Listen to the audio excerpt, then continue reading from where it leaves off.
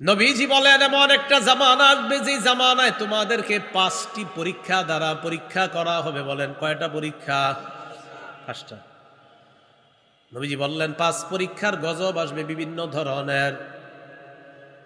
1 number পরীক্ষা, নবীজি সাল্লাল্লাহু আলাইহি ওয়াসাল্লাম বলেন লাম তাজহারিল ফাহিশাতু ফি কওমিন কাত্তু হাত্তা ইউলিনু বিহা।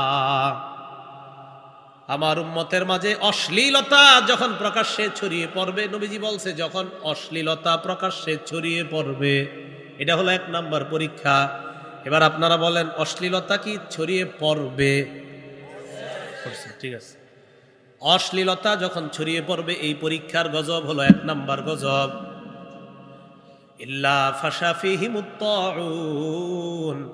যেই সমাজের মধ্যে অশ্লীলতা ছড়িয়ে পড়বে ওই সমাজের মধ্যে মহামারী দেখা দিবে, নাউজুবিল্লাহ। তাহলে অশ্লীলতা হলে মহামারী আসবে। এখন যদি কখনো বলেন হুজুর মহামারী থেকে বাঁচার কি উপায়, তো হুজুরা কি বলবে বলেন তো? অশ্লীলতা ছেড়ে দেন, মহামারী থেকে বাঁচবেন, সোজা হিসাব। যদি বলেন আমার জ্বর হইছে, ডাক্তারে গিয়া বলেন আমি কি করবো, বেটাই ওষুধ দিয়ে দিবে না? এখন আপনারা বলবেন যে হুজুর আমি এই পদক্ষেপ নিতে চাই, ওই পদক্ষেপ নিতে চাই, ওইটা করতে চাই, কেমন হয় মহামারী থেকে যেন বাঁচতে পারি। না, আল্লাহ রসুল বলছেন অশ্লীলতা বাড়বে, মহামারী আসবে। তো সোজা উল্টায়া দেন, মহামারী যাবে অশ্লীলতা যদি কমে। অশ্লীলতা কমে গেলে মহামারী আসবে না। তাহলে অশ্লীলতা প্রকাশ্যে রূপ ধারণ করবে, নবী বলছেন করবে, না করেছে?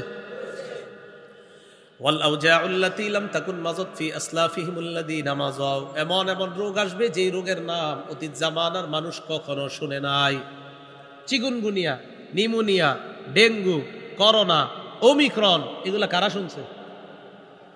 নবীজি সাল্লাল্লাহু আলাইহি সাল্লাম বলেন এমন এমন রোগ আসবে যেই রোগের নাম অতীত জামানার মানুষ শুনেনি।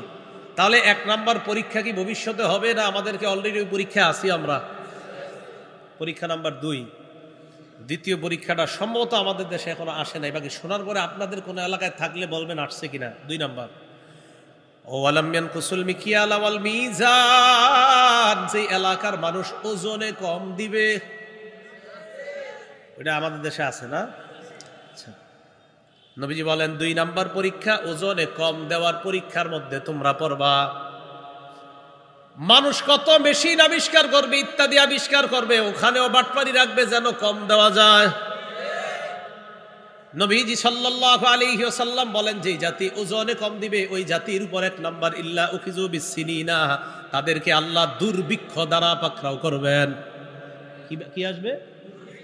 এখন যদি বলেন হুজুর দুর্ভিক্ষ দূর করার উপায় কি, ওজন ভালো করে দেন। যদি বলেন যে দুর্ভিক্ষ কিভাবে যাবে, ওজনে ঠিক মতো দিলে আল্লাহ দুর্ভিক্ষ দিবে না। তো অশ্লীলতা যদি কম হয় মহামারী আসবে না। ওজনে যদি কম দেওয়ার বন্ধ না করেন দুর্ভিক্ষ আসবে, আর যদি ওজন সঠিকভাবে করেন আল্লাহ দুর্ভিক্ষ দিয়ে নেবেন। তো ওজনে কম দিলে ওই সম্প্রদায়কে আল্লাহ দুর্ভিক্ষ দ্বারা পাকড়াও করেন। 2 নাম্বার, ওয়া শিদ্দাতিল মাউনা, ওই দেশের মধ্যে অর্থনৈতিক অভাব অনটন লাগবে। ওজনে কম দিলে অর্থনৈতিক অভাব অনটন লাগবে। আপনি দেখেন ব্যাংকগুলার কি অবস্থা এখন, হ্যাঁ, সবার এক কান্নাকাটি অবস্থা। গ্রাহকরাও আপনারা এখন টেনশনে পড়ে যাচ্ছেন যে কি হয় না হয়। এখন মূল কথা হলো যে ওজন দেওয়ার যে অপরাধ, ওজন কম দেওয়ার অপরাধ, এই অপরাধ কমে গেলে দুর্ভিক্ষ আসবে না, অর্থনৈতিক অভাবও দেখা দিবে না। আল্লাহ আমাদেরকে ইসলাম সঠিকভাবে বুঝার পালন করার তৌফিক দান করেন। পরীক্ষা নাম্বার 3। 3 নাম্বারটা দেখেন আছে কিনা আমাদের দেশে। যদি না থাকে সমস্যা নেই, আর থাকলে বলবেন আছে। ওয়ালাম ইয়ামনাউ যাকাত আমওয়ালিহিম, যেই দেশের মানুষ যাকাত দিবে না। যাকাতের সম্পদশালী আছে যাকাত দেওয়ার, কিন্তু যাকাত দিবে না। 5 লক্ষ টাকা আপনার যাকাত আসছে, আপনি 1.5 লাখ টাকার শাড়ি লুঙ্গি কিনা মানুষের দিয়ে দিলেন, বাকি রইল আর কয় লাখ? 3.5 লাখ। যাকাত আসছে 5 লাখ, 1.5 লাখ টাকার শাড়ি লুঙ্গি তাও কিনলেন 160 টাকা করে, যে দোকানে পাওয়া যায়। এগুলা কেনার পর আপনারা শাড়ি লুঙ্গি দিয়ে দিলেন 1.5 লাখ টাকা, আর বাকি আছে কয় লাখ? নবীজি সাল্লাল্লাহু আলাইহি ওয়াসাল্লাম বলেন মান আতাহুল্লাহু মালা, যাকে আল্লাহ সম্পদ দেওয়ার পর ফালাম ইউআদ্দি যাকাতা, ওই সম্পদের যাকাত যদি না দেয় তাহলে 5 লাখের মধ্যে 1.5 লাখ গেলে বাকি রইল কয় লাখ? নবীজি বলেন মুসিলালাহু ইয়াউমাল কিয়ামাতি শুজাআন আকরা, যেইগুলা দেয় নাই এইগুলা বিষধর সাপে রূপান্তরিত হবে। এই সাপ তার এই জায়গায় ফনা দিয়ে বলবে আনা কানজুকা আনা মালুকা, আমি তোমার জমানো সম্পদ, আমি তোমার সঞ্চিত সম্পদ, আমি তোমার সেই 3.5 লাখ। তুমি 5 লাখ জাকাত আসছে, কেন দিলা না বাকিটা? এটা কথার কথা। 3.5 লাখ এটা কথার কথা। যে যত না দিবে সাপ এইভাবে বলবে যে আমি তোমার সঞ্চিত সম্পদ, আমি তোমার সঞ্চিত মাল, এটা বলবে। জাকাত যারা জাকাত দেন নাই, আল্লাহ তাদেরকে বকেয়া জাকাতগুলো আদায় করার তৌফিক দান করেন। আল্লাহুম্মা লাকাল হামদু লাকাশ শুকর। এখন জাকাত না দিলে কি হবে? নবীজি বলেন ওয়ালাম ইয়ামনাউ যাকাত আমওয়ালিহিম ইল্লা মুনিউল কতরা মিনাস সামা, আসমান থেকে রহমতের বৃষ্টি বন্ধ করে দেওয়া হবে। এমন বৃষ্টি, যেই বৃষ্টির দ্বারা কৃষকের মুখে হাসি ফুটতো, যেই রহমতের বৃষ্টির দ্বারা কৃষি খাতে দেশের অর্থনৈতিক অবস্থা চাঙ্গা হয়ে যেত, ওই বৃষ্টি আল্লাহ দিবে না। কথা হলো জাকাত না দেওয়ার পরেও মাঝে মাঝে আমাদের দেশে বৃষ্টি হয় কি হয় না? এই যে বৃষ্টি কেন হয়? নবীজি বলেন লাউলাল বাহাইম লাম ইউমতারু, যদি চতুষ্পদ জন্তুরা না থাকতো, যেই প্রাণীগুলা বৃষ্টি পাওয়ার পর খুশি হয়, যেই প্রাণীগুলা বৃষ্টির কারণে নদীর মধ্যে সাঁতার কাটতে পারে, এই প্রাণীগুলার কারণে আল্লাহ বৃষ্টি দেয়, এরা যদি না থাকতো আল্লাহ দুনিয়াতে বৃষ্টি দিতেন না। তাহলে যেই দেশের মানুষ জাকাত দিবে না, ওই দেশে আল্লাহ বৃষ্টি মানুষকে দেয় না, হাইওয়ান জানোয়ারকে দেয়, তাদের কারণে মানুষ বৃষ্টি পায়। রহমতের বৃষ্টি আল্লাহ বন্ধ করে দেয়। এই গেল 3 নাম্বার পরীক্ষা। পরীক্ষা নাম্বার 4, ওয়ালাম ইয়ানকুদু আহদাল্লাহি ওয়া আহদা রাসূলি, যেই দেশের মানুষ আল্লাহ নবীর সাথে ওয়াদা ভঙ্গ করে। কার সাথে ওয়াদা ভঙ্গ করে? কি ওয়াদা? আল্লাহ বলেন মা আতাকুমুর রাসূলু ফাখুযু, নবী তোমাদেরকে যা দিয়েছেন তা গ্রহণ করো। ওয়া মা নাহাকুম আনহু ফান্তাহু, যা থেকে নিষেধ করেছেন তা থেকে তোমরা বিরত থাকো। আয়াত 2টা মিলান। আল্লাহ নবী বলেন যা দিয়েছেন তা গ্রহণ করো, যা থেকে নিষেধ করেছেন তা থেকে বিরত থাকো। এর মানে নবী আমাদেরকে যা বলবেন সেটা আমরা পালন করব, যা থেকে নিষেধ করবেন তা থেকে আমরা বেঁচে থাকব। দেখি নবী আমাদেরকে কি বলেন। বুখারীর 2465 নাম্বার হাদিসের বর্ণনা, ক্বালা রাসূলুল্লাহ সাল্লাল্লাহু আলাইহি ওয়াসাল্লাম, নবীজি বলেন ইয়াকুমুল জুলুস আলাত তুরুকাত, রাস্তাঘাটে তোমরা অনর্থক আজাইরা পেচাল অনর্থক কর্মকাণ্ড করার জন্য বৈঠক করা থেকে বাঁচো। কি বৈঠক? অনর্থক। বলেন সবাই, কি বৈঠক? সাহাবারা বললেন মালানা বুদ্দুন ইন্নামা হিয়া মাজালিসুনা নাতাহাদ্দাসু ফিহা, হুজুর রাস্তাঘাটে আমরা ধর্মীয় আলোচনার জন্য বৈঠক করি, এই বৈঠকেও কি আমরা বসতে পারবো না? নবীজি বলেন রাস্তাঘাটে যদি বসতেই হয় তাহলে রাস্তার হক গুলা তোমরা আদায় করবা। সাহাবারা প্রশ্ন করলেন ওমা হাক্কুত তরিক ইয়া রাসূলুল্লাহ, রাস্তার হক আবার কি জিনিস? নবীজি বললেন রাস্তার হক হলো 5টা। বলেন রাস্তার হক কয়টা? 1 নাম্বার গদ্দুল বাসর, নজর নিচে রাখা। 2 নাম্বার ওকাফুল আজা, কষ্টদায়ক বস্তু সরায়া দেওয়া। 3 নাম্বার অরদ্দুস সালাম, সালামের জবাব দেওয়া। 4 নাম্বার আমরুন বিল মারুফ, নেক কাজের আদেশ করা। 5 নাম্বার নাহিউন আনিল মুনকার, অসৎ কাজ থেকে নিষেধ করা। বলেন 1 নাম্বার নজর কোথায় রাখা? আমি তো আসতে সময় দেখলাম এইভাবে আছে সবার নজর। হ্যাঁ, বা রাস্তায় বসতে হইলে নজর কোথায় রাখতে হবে? আমি দেখলাম সব এইভাবে আছে, নজর তো নিচে নাই। তো নবীর হুকুম তো পালন হলো না। নবী যা বলেছেন তা করো, নবী বলেছেন নজর নিচে রাখতে। তা আসার সময় অনেক বৈঠকখানা দেখলাম, ওই বৈঠকখানায় নজর নিচে দেখলাম না কারণ। তাহলে তো হলো না। রাস্তার 5টা হোক না, একটা নজর নিচে রাখা, তো নজর তো আপনার নিচে হলো না। নবী যা বলেছেন তা গ্রহণ করা, এবার যা থেকে নিষেধ করেছেন তা থেকে বিরত থাকা। আবু দাউদ শরীফের 4052 নাম্বার হাদিসের বর্ণনা, ক্বালা রাসূলুল্লাহ সাল্লাল্লাহু আলাইহি ওয়াসাল্লাম, নবীজি বলেন ইয়া আলী লা তাকশিফ ফাকিজাকা, আলী তুমি তোমার রান কাউকে দেখাবা না। কি দেখাবা না? জোরে বলেন। নবী যা নিষেধ করেছেন তা থেকে আমরা বিরত থাকবো। নবী বললেন রান দেখা বানাতে, আমরা আমাদের রান কাউকে দেখাবো না। কি ঠিক আছে? 2 নাম্বার, ওয়ালা তানজুর ইলা ফাকিজি হাইয়িন, জীবিত ব্যক্তির রানের দিকে তাকাইবা না। তাহলে নবী না নিষেধ করেছেন তা থেকে আমরা বিরত থাকবো, এই অঙ্গীকার নবীর সাথে আমাদের, আমরা জীবিত ব্যক্তির রানের দিকে তাকাবো না। 3 নাম্বার, ওয়ালা ফাকিজি মাইয়িতিন, মরা ব্যক্তির রানের দিকে তাকাইবা না।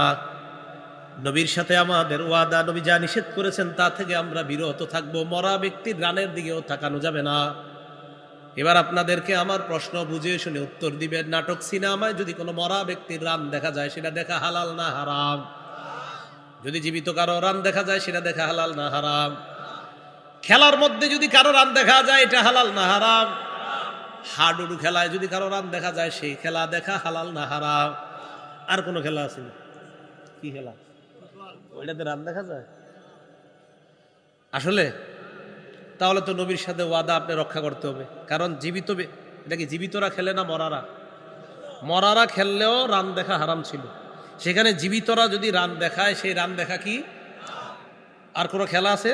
কি বললেন, কি খেলা? হাডুডু ছাড়া? আমি কিন্তু বলি না, আপনারা বলেন, আরো জোরে বলেন, কি খেলা? আবার বলেন। এটাতে রান দেখা যায়? তাহলে তো নবীর সাথে ওয়াদা করছেন, আপনি যা নিষেধ করেছেন তা আমরা দেখব না, তা আমরা করব না। তো নবী নিষেধ করেছেন, এটা করা যাবে না। পরীক্ষা নাম্বার 4, নবীজি বলেন ওয়ালাম ইয়ানকুযু আহদাল্লাহি ওয়া আহদা রাসূলি, যেই দেশের মানুষ আল্লাহ আর তার নবীর সাথে ওয়াদা ভঙ্গ করে। নবীর সাথে আমাদের ওয়াদা ছিল, আপনি যা বলবেন তা আমরা পালন করব, যা থেকে নিষেধ করবেন তা আমরা করব না। এখন আপনারা বলেন, নবী যা নিষেধ করেছেন তা আমরা করব না, ওয়াদা করেছি আমরা, সবাইকে এটা পালন করতেছে।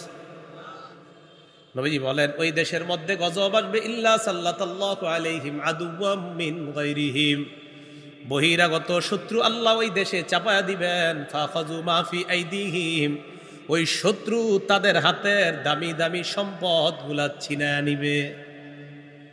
4 নাম্বার পরীক্ষা, যে দেশের মানুষ আল্লাহ আর তার রসুলের সাথে অঙ্গীকার ভঙ্গ করবে, ওই দেশে আল্লাহ বহিরাগত শত্রু চাপিয়ে দিবেন, আর ওই শত্রু তাদের দামি দামি সম্পদগুলা ছিনিয়ে নিবে।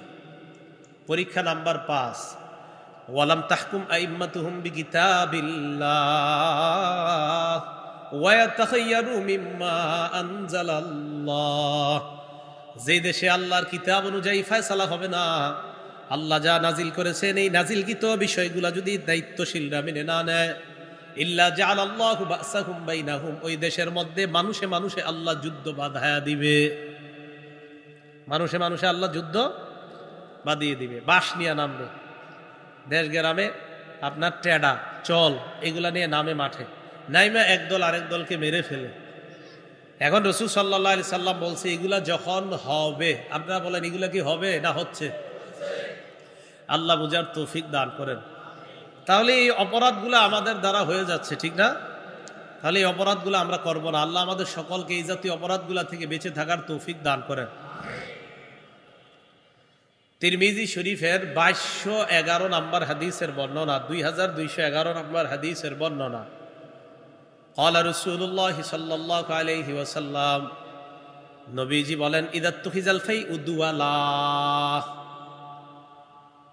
কোন দেশের মধ্যে যদি এমন অবস্থা হয় যুদ্ধলব্ধ সম্পদ যদি ব্যক্তিগত সম্পদে পরিণত হয়ে যায়, রাষ্ট্রীয় সম্পদ যদি নিজের সম্পদ মনে করা হয়। 2 নাম্বার, আল আমানাতু মাগনামা, আমানত যদি লুটের মালে পরিণত হয়। আমানত লুটের মাল দ্বারা উদ্দেশ্য হলো আমাকে 5 বস্তা চাউল দিয়ে এই এলাকার মধ্যে মনে করেন পাঠানো হয়েছে, এক কোম্পানির মালিক আমাকে 5 বস্তা চাউল দিয়ে পাঠিয়েছে, যা বনশ্রী অমুক এলাকার মধ্যে তুমি 5টা অসহায় পরিবারের মধ্যে এই 5 বস্তা চাউল তুমি দিয়ে দাও। আমি এই এলাকায় আসলাম, আসার পর 2 বস্তা চাউল 5 ফ্যামিলির মধ্যে বন্টন করে দিলাম, মারলাম কয় বস্তা? ওয়াল আমানাতু মাগনামা, আমানত যদি লুটের মালে পরিণত হয়, কথা ছিল আমি ওই কোম্পানির 5 বস্তা চাউল 5টা অসহায় ফ্যামিলির মধ্যে দিব, 5টা পরিবারের মধ্যে দিব। আমি 2 বস্তা 5 পরিবারের মধ্যে দিয়ে দিলাম, বাকি 3 বস্তা আমি বেচে দিলাম। ওয়াল আমানাতু মাগনামা, আমানত যখন লুটের মালে পরিণত হবে। কয় বস্তা লুট হলো? 3 নাম্বার যাকাতু মাগরামা, যাকাতকে যখন জরিমানা মনে করা হবে, মানুষ মনে করবে যাকাত কেন দিব আমি, যাকাত এরকম বলবে, জরিমানা মনে করবে। 4 নাম্বার তুল্লিমা লিগাইরিদ্দিন, বদ্দিন শিক্ষার প্রচার প্রসার ঘটবে। দিন বহির্ভূত শিক্ষার প্রচার প্রসার ঘটবে। সঠিক শিক্ষার বিপরীতে অন্যায় শিক্ষার প্রচার প্রসার ঘটবে যখন। 5 নাম্বার আর রাজুলু ইমরাআ, কোন পুরুষ যখন তার বিবির পূজা করবে, বিবির আনুগত্য করবে, খালি বউর কথা শুনবে। 6 নাম্বার আক্কা উম্মা, মায়ের নাফরমানি করবে। 5 নাম্বার বউর কথা শুনবে, 6 নাম্বার যখন মায়ের নাফরমানি করবে। এগুলো মনে হয় ভবিষ্যতে হবে আমাদের দেশ। আচ্ছা। 7 নাম্বার আদনা সদিকাহু, বন্ধুকে আপন বানাবে। 8 নাম্বার আকসা আবা, বাবাকে দূরে ঠেলে দিবে, বাবাকে দূরে ঠেলে দিবে। তো আগের দিনের বাবা, ওনার বয়স 50-60, রাত 12টা বাজে এসে ছেলেটা মোবাইল চালায়, কয় বাবা ঘুমাস না, এত রাত হয়েছে, 1টা বাজে গেছে। ছেলে জবাব দেয় আপনি আধুনিকতা বুঝেন না, আগের দিনের মানুষ, যান আপনি গিয়ে ঘুমান। হ্যাঁ খুব বুঝে, সে খুব বুঝে। বন্ধুদেরকে বাসায় আনবে, আইনা রাতে 2টা 3টা 4টা পর্যন্ত আড্ডা দিবে। বুড়া বাবা এসে বলবে বাবা ঘুমাস না, এত রাত পর্যন্ত আড্ডা দেস। আরে আপনি ঘুমান তো আব্বা, আধুনিকতা আপনি বুঝবেন কিছু, আপনি আগের যুগের মানুষ, যান আপনি ঘুমান। হে বুঝছে সব। 7 নাম্বার বন্ধুকে আপন বানাবে, বাবাকে দূরে ঠেলে দিবে। 9 নাম্বার ওয়াজাহারাতিল আসওয়াতু ফিল মাসাজিদ, মসজিদের মধ্যে আজাইরা পেচাল বাড়বে। হ্যাঁ, মসজিদে অনর্থক কথা বাড়বে। কোন মতে ইমাম সাহেব 1টার জায়গায় যদি 1:31 বাইজা যায় যাইতে জামাতে, জামাত হইল 1টায়, 1:31 বাজতে মোটামুটি 1:32 বাজতে পুরা মসজিদ বাজার হয়ে যায়, পুরা মসজিদ। তো বলছিলাম যে মসজিদের মধ্যে আপনার আওয়াজ বেড়ে যাবে, মসজিদের মধ্যে আওয়াজ বেড়ে যাবে অনর্থক। কোনো কারণে যদি 1:30টার জামাত একটু দেরি হয়, সবার কল্লাগুলা পিছনে ঘুরে যায়, মানে হুজুর আসে না কেন। আর হইল কি যে হুজুর আসতে একটু দেরি হইলে, হ্যাঁ এত ছুটি কাটায়, এই কাটায়, সেই কাটায়, হ্যাঁ আসতে এত দেরি করে, হ্যাঁ না থাকলে কইয়া দিব থাকবো না, এত দেরি করে কি লেগা। কিন্তু 90 ঘন্টা দাঁড়ায়া থাকতে তাদের একটু কষ্ট হয় না। এই লোকগুলি 1 মিনিট দেরি হইলে 14 গোষ্ঠী উদ্ধার করতে চাই ইমাম সাহেব। কথাগুলা কি সত্য?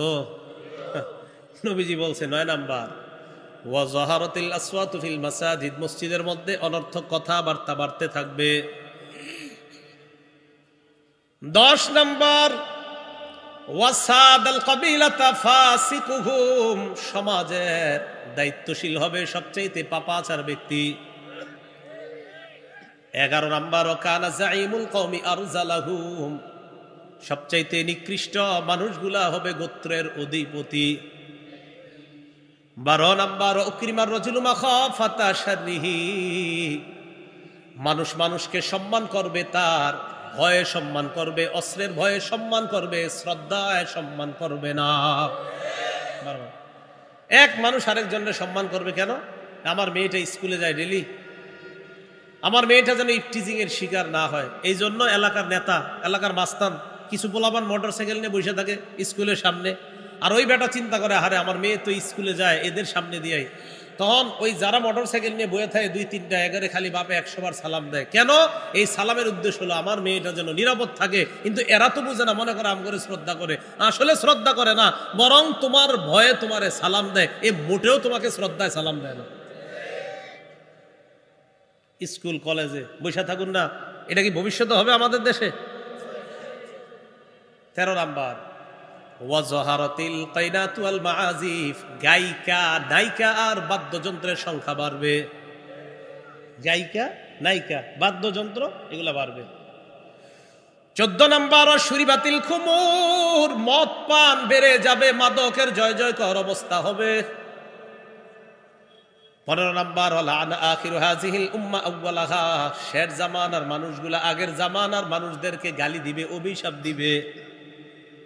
3-4-5টা বাংলা বই পড়বে, পড়ার পর বলবে এটা ইমাম আবু হানিফা, ইমাম মালিক, ইমাম শাফি কি বুঝছে এটা? হ্যাঁ বুঝছে, এটা উনি বুঝছে, যিনি বলতেছে আর কি উনি বুঝছে। আরে ইমাম আবু হানিফা, ইমাম মালিক, শাফি তো পরে সাহাবাদেরকে পর্যন্ত গালি দেয়, এমনও মানুষ আছে আমাদের দেশে। মুহররম মাস আসলে নবীজির কয়েকজন সাহাবারে তো একদম খালি জাহান্নামে পাঠানো বাকি থাকে, এমন মানুষ আছে আমাদের দেশে, এই পরিমাণ সাহাবাদের সমালোচনা করে।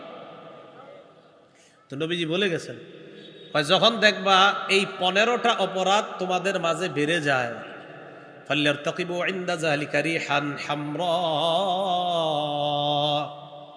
তখন ওই দেশের মানুষগুলা যেন অপেক্ষা করে 1 নাম্বার অগ্নিবাতাসের অপেক্ষা। অগ্নিবাতাস মানে বাতাসটা গরম হয়ে যাবে।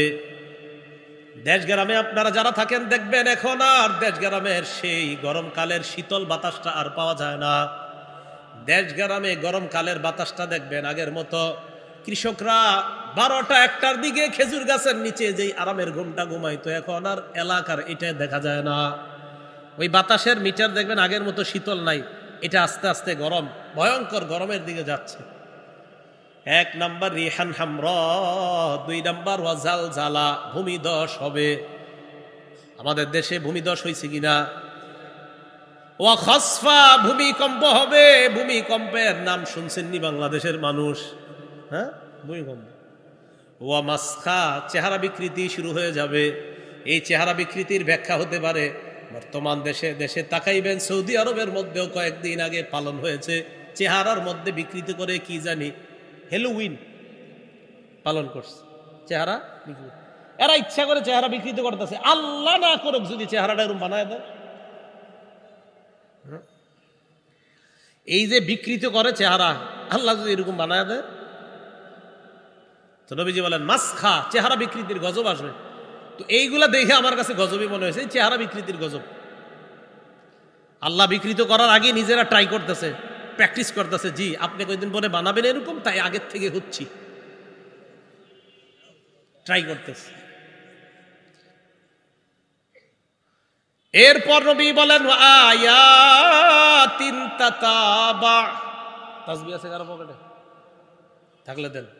আয়াতিন তাতাবা কুতিয়া সিলকুহু ফাতাতাবা, নবীজি বলেন এমন এমন বিপদ আসবে একের পর এক। একটা মালার দানা যদি, দানার মাঝখানে যদি রশিটা কেটে দেওয়া হয়, কুতিয়া সিলকুহু, রশি যদি কেটে দেওয়া হয়, তাসবির দিকে তাকান, এই জায়গা রশি কেটে দেওয়ার পর একটা দানাই শুধু পড়বে, সবগুলা। নবীজি বলেন একের পর এক দানা যেইভাবে পড়বে, একের পর এক তোমাদের উপর গজব বিপদ আপদ আসতেই থাকবে।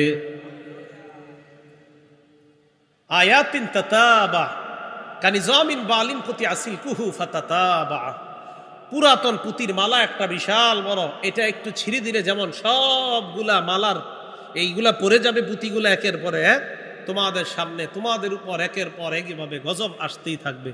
এখন আপনারা বলেন, এই যে অপরাধগুলার কথা নবীজি সাল্লাল্লাহু আলাইহি সাল্লাম বললেন যে এইগুলা যখন হবে, এগুলা কি হবে? আচ্ছা, বুখারী শরীফের 5590 নাম্বার হাদিসের বর্ণনা। ক্বালা রাসূলুল্লাহ সাল্লাল্লাহু আলাইহি ওয়াসাল্লাম, নবীজি বলেন লা ইয়াকুনান্না মিন উম্মতি আকওয়াম, আমার উম্মতের মধ্যে এমন মানুষের আবির্ভাব ঘটবে, ইয়াস্তাহিল্লুনাল হিররা ওয়াল হারিরা, যারা ব্যভিচারকে হালাল মনে করবে, রেশমের পোশাককে হালাল মনে করবে। কারে হালাল মনে করবে? আগেরটা কোন? ব্যভিচার, ব্যভিচারকে হালাল মনে করবে, রেশমের পোশাককে হালাল মনে করবে। ওয়াল খামরা, মদকে হালাল মনে করবে। ওয়াল মাআজিফা, বাদ্যযন্ত্রকে হালাল মনে করবে। এক পাশে একদল বসবে, আরেক পাশে আরেক দল বসবে, বসার পর বুখারী শরীফের দলিল দিয়ে একদল বলবে গান এটা জায়েজ, আরেক দল মুসলিম শরীফের দলিল দিয়ে বলবে জায়েজ, আর বলবে হুজুররা এগুলা পাইছে কই, মানে এরা গান জায়েজ করবে। এটার নাম আর আমি বললাম না, স্টেজে দুই পাশে দুই দল বসবে, এটার একটা নাম আছে, এই গানের একটা নাম আছে, যেটাই হোক। তো এরা দলিল দেয়, এ বুখারী দিয়ে দলিল দেয়, এ মুসলিম দিয়ে দলিল দেয়। তো আমি আমি আমি কোন কিতাব কোন কিতাবের হাদিসটা বলছি এখন? 5590 বুখারীর কোন কিতাবের? নবীজি বলছেন এমন একদল মানুষ আসবে যারা জিনাকে হালাল মনে করবে, রেশমের পোশাক হালাল মনে করবে, মদকে হালাল মনে করবে, বাদ্যযন্ত্রকে হালাল মনে করবে। এটা কোন কিতাবের? এই বুখারী শরীফ দিয়ে আবার দলিল দিবে, বলবে গান জায়েজ। অথচ নবী সাল্লাল্লাহু আলাইহি সাল্লাম বলছেন একদল মানুষ বলবে গান হালাল, একদল কে বলবে? মানুষ বলবে গান হালাল, এটা বলবে। নবীজি বলেন এগুলা যখন হবে তোমরা টেনশন করো না, বুঝবা কিয়ামতের আর বেশি দিন বাকি নাই, এসে বসছে। এখন বলেন আমাদের দেশেও আছে একটা শব্দ, বহির্বিশ্বে এটা তো খুব প্রসিদ্ধ, লিভ টুগেদার। লিভ টুগেদার মানে ছেলে আর মেয়ে, প্রাপ্তবয়স্ক ছেলে প্রাপ্তবয়স্কা মেয়ে একই সাথে একই ছাদের নিচে স্বামী স্ত্রীর মতো থাকবে, তবে স্বামী স্ত্রী না, স্বামী স্ত্রীর মতো থাকবে তবে, এবং তারা বলবে এটা আমাদের স্বাধীনতা, এটা আমাদের ব্যক্তিগত ব্যাপার, আমরা দুইজন দুইজনের সম্মতিতে এখানে থাকি, এটাকে তারা অন্যায় বলবে না। নবীজি বলেন আমার উম্মতের একদল জিনাকে হালাল মনে করবে। বলেন বিবাহ বহির্ভূত সম্পর্কে একই ছাদের নিচে কোনো ছেলে আর মেয়ে একসাথে থাকা বিয়ে ছাড়া, এটার নাম কি? জিনা। বলেন এটার নাম কি? কিন্তু তারা তো এটাকে অপরাধ মনে করছে না। তো নবীও বলছেন যে জিনাকে অপরাধ মনে করবে না, আমার উম্মতের একদল এমন মানুষ আসবে। আবু দাউদ শরীফ 3688 নম্বর হাদিস। ক্বালা রাসূলুল্লাহ সাল্লাল্লাহু আলাইহি ওয়াসাল্লাম, নবীজি বলেন লা ইয়াশরাবান্না নাসুম মিন উম্মতি আল খামরা ইউসাম্মুনাহা বিগাইরি ইসমিহা, আমার উম্মতের একদল মানুষ মদ পান করবে অন্য নাম দিয়ে, খাবে মদ নাম দিবে অন্য, মাদক সেবন করবে নাম দিবে অন্য, সেবন করবে মাদক মানে হারাম জিনিস সেবন করবে অন্য নাম দিবে, বিয়ার, কথার কথা, আরো আর কি পেন্সিডিল, আরো যা আছে আর কি আপনার হারাম জিনিস। আমি জানি না হারাম কি কি নেশাজাত দ্রব্যগুলো আছে, এই নেশা জাতীয় দ্রব্যগুলার নাম দিবে ভিন্ন। নবীজি কয় সব মাদকের অন্তর্ভুক্ত, সব নেশা সৃষ্টিকারী, এরা বিভিন্ন নাম দিয়ে এইগুলা পান করবে। আর কি করবে? নবীজি যেই কথাটা বলছে হাদিস আর বাস্তবতা আপনারা বলবেন মিলছে কিনা। নবীজি বলেন ইউজাফু আলা রুউসিহিম বিল কাইনাতি ওয়াল মুগান্নিয়াত, একদিক দিয়ে মদের টালে টালে মানুষ মদ টানতে থাকবে, অন্য দিক দিয়ে গায়িকা আর নায়িকারা নাচানাচি করবে আর গান বাদ্য বাজতে থাকবে। নবী বলছে এটা হবে। তাহলে গানও চলে, নাচানাচিও চলে, মদের পানও চলছে। তো রাসূল সাল্লাল্লাহু আলাইহি সাল্লাম বলছেন এগুলো হবে, তো আপনারা বলছেন যে এটা হবের অপেক্ষা করা লাগবে না, চলছে, অতএব কিয়ামতের অপেক্ষা করেন। গজব। তো এই জন্য আমার আপনার কর্তব্য হলো ওই যে আগের কথা, নাসাইর 4191 নম্বর হাদিস, যে উম্মত এই বিপদগুলার মাঝেই তুমি তোমার ইমানের উপরে অটল থাকতে হবে। এই ভয়ঙ্কর বিপদের মাঝে, এই গজব ফিতনার মাঝে তুমি ইমান নিয়ে বাঁচতে হবে, ইমান নিয়ে কবরে আসতে হবে। আল্লাহ তৌফিক দান করেন। বুখারী শরীফের 80 নম্বর হাদিস। ক্বালা রাসূলুল্লাহ সাল্লাল্লাহু আলাইহি ওয়াসাল্লাম, নবীজি বলেন ইন্না মিন আশরাতিস সাআ আইয়ুরফাআল ইলম, নবীজি বলেন কিয়ামতের একটা উল্লেখযোগ্য আলামত হলো এলেম উঠিয়ে নেওয়া হবে। এলেম কি করা হবে? এলেম কিভাবে উঠানো হবে? এটা আবার বুখারীর 100 নম্বর হাদিসের মধ্যে আসছে, ইন্নাল্লাহা লা ইয়াকবিজুল ইলমা ইনতিজাআ ইয়ানতাজিউহু মিনাল ইবাদ, আল্লাহ বান্দাদের অন্তর থেকে একবারে এলেম ছিনিয়ে নেবেন এমনটা হবে না। ওয়ালাকিন ইয়াকবিজুল ইলমা বিকবজিল উলামা, আলেমদেরকে আল্লাহ উঠিয়ে নেওয়ার মাধ্যমে বিদ্যা আল্লাহ উঠিয়ে নেবেন। হাফিজ জি হুজুর, শেখুল হাদিস, মুফতি আমিনী, কাজী মুতাসিম বিল্লাহ রহিমাহুমুল্লাহ, আহমদ শফি রহমতুল্লাহ, জুনায়েদ বাবু নগরী রহমতুল্লাহ, ওনারা চলে যাওয়া মানে এলেমের এক একটা সাগর বিদায় নেওয়া। নবীজি বলেন এলেম আল্লাহ এইভাবে ছিনিয়ে নিবে এমনটা হবে না, আলেমদেরকে আল্লাহ উঠিয়ে নেওয়ার মাধ্যমে প্রকৃত বিদ্যা আল্লাহ উঠিয়ে নিবেন। এই জন্য হাফেজে হাদিস আর আল্লামা আমারে যতই বলেন, আরো কত কত টাইটেল দিচ্ছেন, যত টাইটেল দেন বুঝেন না যে এলেম এখনো অনেক বেশি আছে। না না, আলেমরা চলে যাওয়া মানে এলেমের সাগর চলে যাওয়া। এগুলা ভাষা বিদ্যা কিছু, প্রকৃত বিদ্যা এটা উঠিয়ে নেওয়া হবে। তাহলে বলেন তো আমাদের দেশে আলেমদের মৃত্যুর সংখ্যাটা এই গত 2-3 বছরে কম না খুব বেশি? বড়রা খুব বেশি বিদায় নিচ্ছে, তার মানে এলেম আল্লাহ উঠিয়ে নিচ্ছেন। এই জন্য ভাই আবারও আগের কথাটা বলি, আমার আপনার কর্তব্য খালি বেশি দোয়া করা, আল্লাহ তুমি আমার ইমানের উপর রাইখো, আল্লাহ তুমি আমার ইমানের উপর মৃত্যু দিও। খুব বেশি বেশি আল্লাহকে এই কথা বলা। তো নবীজি সাল্লাল্লাহু আলাইহি সাল্লাম বলেন, এমন একটা অবস্থা হবে, হাত্তা ইযা লাম ইউবকি আলিমা, এমন হবে মানুষ যখন আলেম তালাশ করে পাবে না, ইত্তাখাযান নাসু রুউসান জুহালা, জাহেলদেরকে মানুষ ধর্মীয় নেতা বানাবে।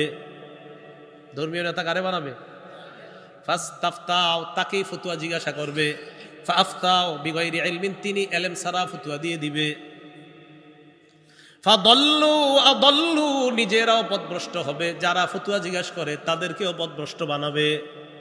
এটা নবীজি সাল্লাল্লাহু আলাইহি সাল্লাম বললেন। ইদানিং কালে তো আপনার এমন এমন অনেকে আছেন যারা জীবনে কোনো প্রশ্নে না বলে না। কোনো প্রশ্নে কি বলে না? মানুষ সব পারে। এমনও পাবেন যে অনেক প্রশ্নে এমন মানুষ আছে যারা জীবনেও কোনো প্রশ্নে না বলে না। এতে কি বোঝা যায়? সব পারে।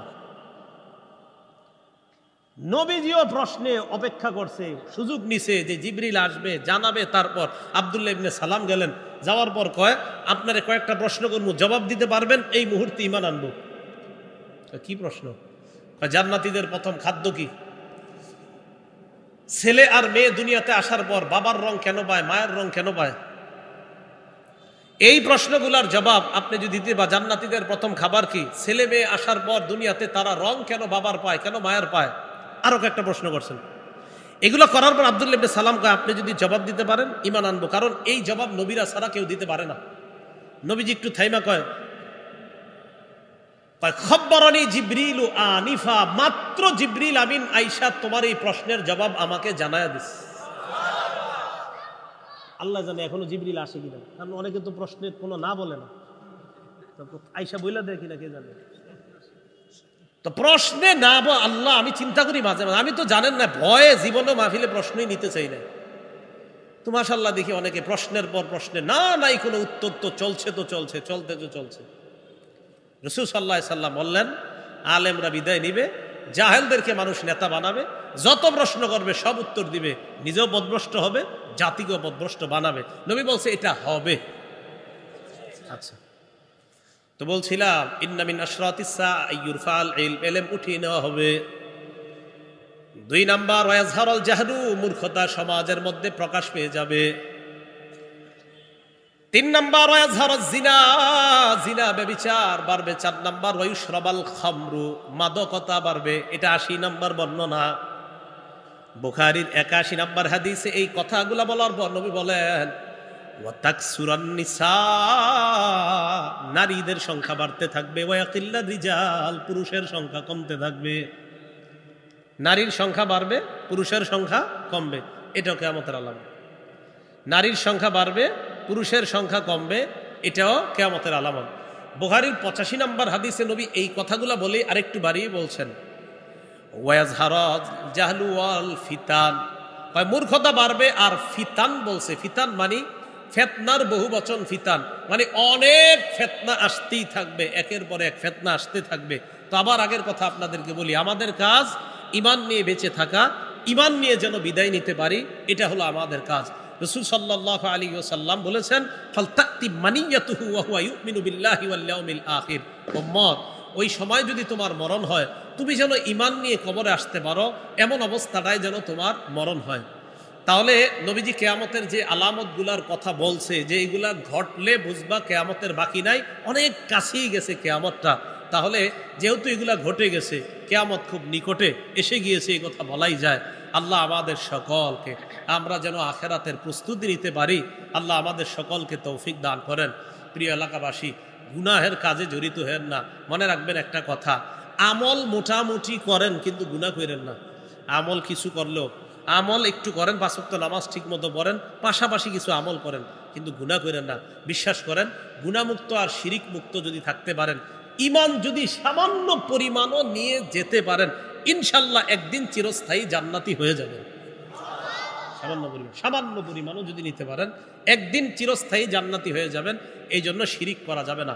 আল্লাহ আমাদের সকলকে যে কথাগুলো বললাম, শুনলাম, আমি সহ আমরা সবাই যেন এই ফিতনা একের পর এক আসার পরেও যেন ঈমান নিয়ে বেঁচে থাকতে পারি এবং ঈমান নিয়ে দুনিয়া থেকে বিদায় নিতে পারি। আল্লাহ তৌফিক দান করেন। আমিন ওয়া আখিরু দাওয়ানা আলহামদুলিল্লাহি রাব্বিল আলামিন।